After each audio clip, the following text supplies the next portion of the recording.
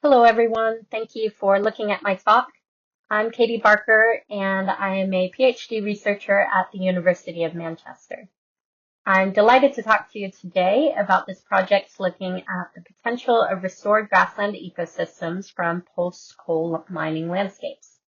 This work was done in conjunction with Lancashire Wildlife Trust, who also funded this assessment, and Wigan Council, who actually did the restoration of the sites that we looked at, along with my colleagues at the University of Manchester who helped to collect the data and look at it.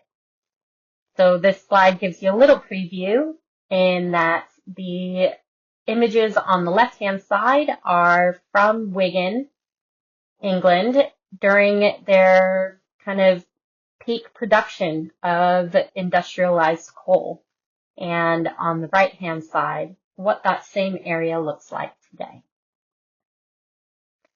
So the UK has a deep history of coal mining, and in Wigan, England in particular, where our sites are, coal production on an industrial scale actually began around 1450 and continued into the early 1990s. That's over 5 centuries of industrialized coal in this area.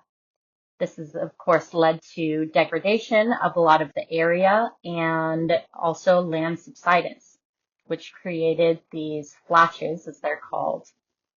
And according to the Environment Agency, there are nearly 100,000 more abandoned or closed coal mines across England and Wales, affecting over 25,000 square kilometers of land. So the potential of these sites could be quite large.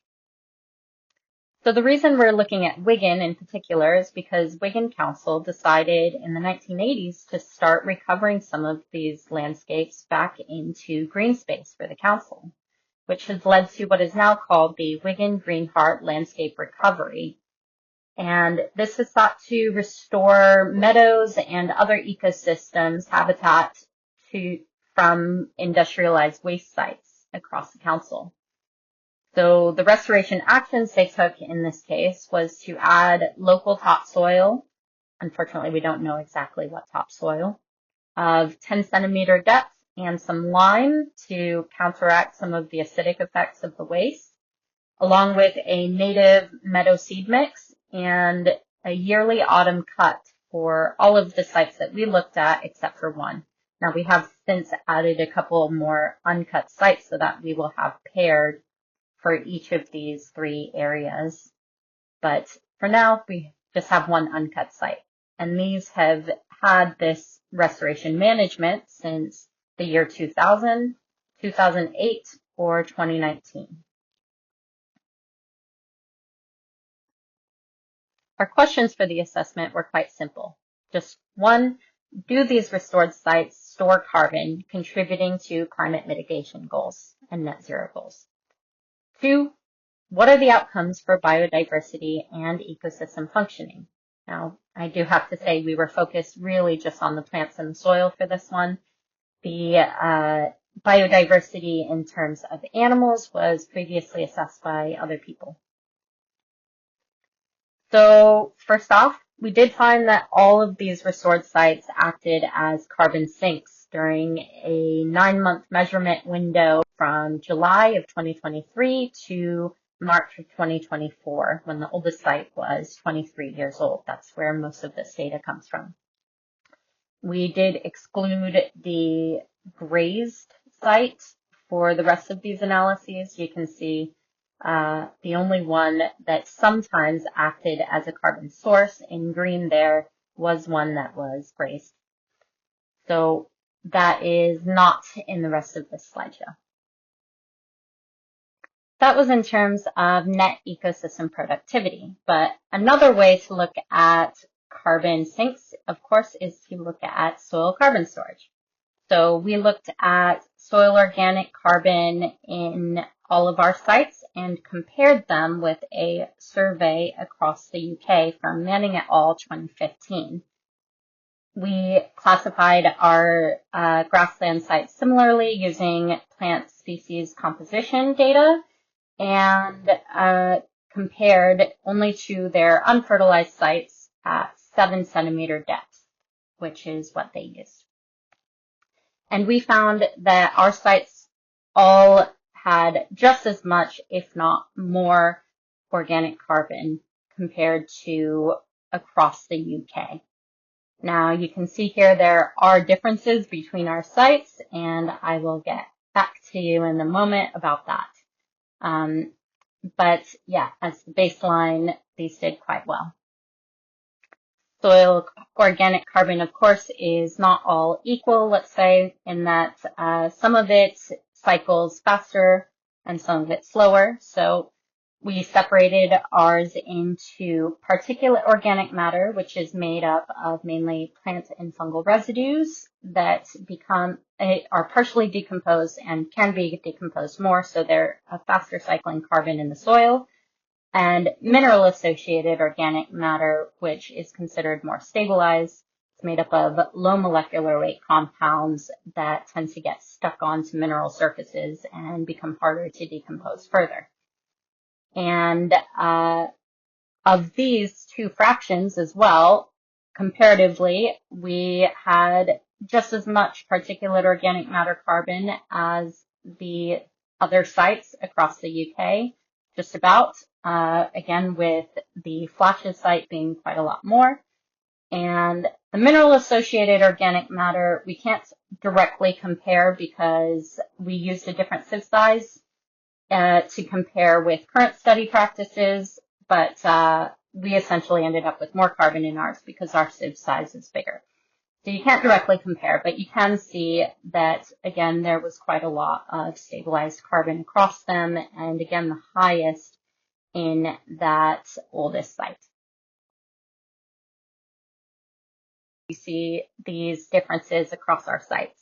Well, despite uniform restoration practices, or roughly uniform, there are differences in the site characteristics. And one big one is that there's still a lot of coal debris in that older site, the 23-year site from Flashes.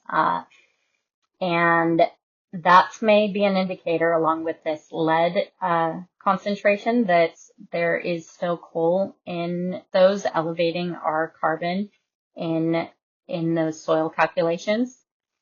But the other differences that stand out really are that the pH is much higher in the two older sites compared with the newer sites at Bickershaw. And that does seem to be a driver of quite a lot of what we see. We did also look at soil compounds with a Fourier transform infrared mass spectrometer, FTIR for short. And while you can see from our PCA, principal components analysis, on the left here, that there's quite a lot of overlap. You can't really say that they're very different. You can, and likewise with these box plots here in the wavelengths and absorbances that we saw, there's a lot in common across the sites, but the ratio of aromatic, which would be more stable carbon, to aliphatic, which would be more labile, differed, and it tended to actually be more labile comparatively in the oldest site, the Flashes site, compared to the newer sites. So the main driver, if you plug it all into mixed linear models, seems to be pH.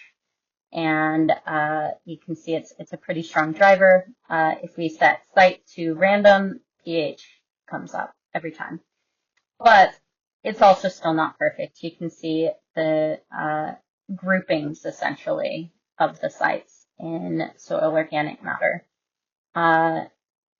which do vary quite a bit. So that's maybe one indicator that we can use to continue to think about how we can restore these sites. pH might be quite important. So that's what's going on with the carbon, but what about the overall ecosystem dynamics? In terms of plants diversity, we actually didn't see a huge amount of plant diversity. There's only, between 2 and 10 species in these, despite receiving a mix of 24 species, I believe, in that species seed mix. But you can see that there is a bit higher again in the older sites, which are also mesotrophic, compared to the wet grassland sites, which are the newer Bickershaw sites. And in terms of species evenness, the Simpson diversity metric, that was higher in the oldest site, the Flashes site, compared to the new sites. But you can really see this more in terms of functional diversity. On the right here, you can see simply that there's more grass domination in the Bickershaw sites, which are the new ones, compared to the 2 older mesotrophic sites, which have more forbs and even shrubs in them. In terms of soil biodiversity, we use sequencing 16S and ITS, along with looking at stained roots to look at the bacterial and fungal communities in the soil. And here we found the bacterial communities really didn't have any standout differences across the sites, but the fungi did, and this seems again to be driven by pH, most likely. So the Flashes site is quite differentiated in terms of the fungal community, and then Amberswood a bit as well compared to the Bickershaw sites. And this is even more stark when we look at symbiotic fungi. This is arbuscular mycorrhizal fungi. In the roots, we find that there are much higher percentages of root association with arbuscular mycorrhizal fungi in the Amberswood and Flashes sites, so the older sites. And this may be related to the next thing that we looked at, which was root system decomposition. So root system decomposition after 10 months was very high in the Flashes site, nearly 100% in some cases, or up to 60 to 80% in the Amberswood site, compared with only around a quarter to half of roots in the newer sites that were decomposed after 10 months. But again, this does seem to be mostly related to pH when we look at linear mixed models. So in case that wasn't enough data we've looked at yet, we also used 13 carbon labeling to look at how plants might allocate their carbon in the system. And we added 1 gram per pot of 13 carbon in the form of 13 carbon CO2, and found a bit of difference, though not much significantly different in terms of roots and shoots allocation.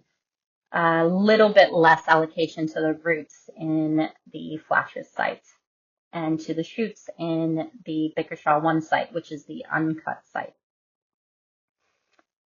But in the transfer to the soil, we find nothing significantly different, but you can kind of see differences there where Flashes, despite having little in the roots, seems to have also put quite a bit into the soil. And then with the respiration, though, of 2 weeks incubation after we labeled, we killed the plants and removed the shoots and incubated those systems for 2 weeks, we found that the 13 carbon entering into the system was respired back out quite a bit less in the Amberswood site, which was that 15-year mesotrophic site. To be honest, I don't know why. So I would love to hear any thoughts that you all have about that. And with that, thank you for sticking with me to the end. I guess the takeaway here really is just that actually we can have very successful restoration of grassland ecosystems from these post-coal mining landscapes. And these can contribute to biodiversity goals and to net zero goals for the UK. So they are worth doing. And we might think about pH as something that we want to manage in terms of how we restore these ecosystems. So yeah, thank you again, and thank you to all my wonderful colleagues who contributed to this project, including a lot of undergraduates and master's students listed here, and also to Lancashire Wildlife Trust and UKRI, who's funding my PhD in the BBSRC, and Wigan Council for doing the restorations, and the University of Manchester. Thanks.